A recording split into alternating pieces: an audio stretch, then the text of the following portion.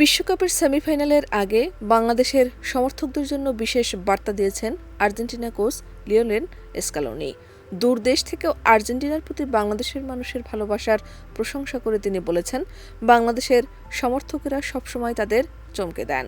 সেমিফাইনালের আগে সংবাদ সম্মেলনে স্কালোনি বলেন, বাংলাদেশকে ধন্যবাদ। সত্যি অবাক লাগে, এত দূরে থেকেও বাংলাদেশের মানুষ আর্জেন্টিনাকে এত ভালোবাসে। নিজের দেশের বাইরে অন্য দেশের মানুষকে আর্জেন্টিনার জার্সি পরে সমর্থন করতে দেখা দারুণ অনুভূতি।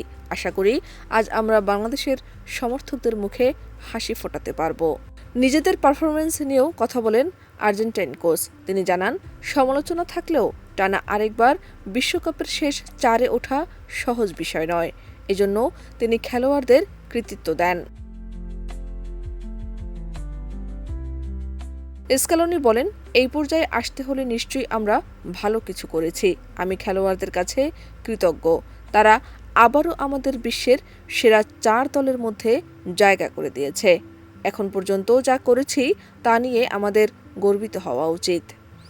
নকআউট পর্বের কঠিন লড়াইয়ের প্রসঙ্গ তুলে তিনি বলেন, বিশ্বকাপে সাফল্য পেতে হলে প্রতিকূলতার মধ্য দিয়েই এগোতে হয়।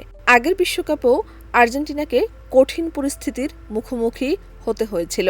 সেমিফাইনালে আর্জেন্টিনার প্রতিপক্ষ ইংল্যান্ড। প্রতিপক্ষের তারকা হ্যারি কেইন ও জুড বেলিংহ্যামের প্রশংসা করলেও তাদের থামানোর পরিকল্পনা রয়েছে বলে জানান স্কালোনি। শাহনাজ পারভীন, দেশ রূপান্তর।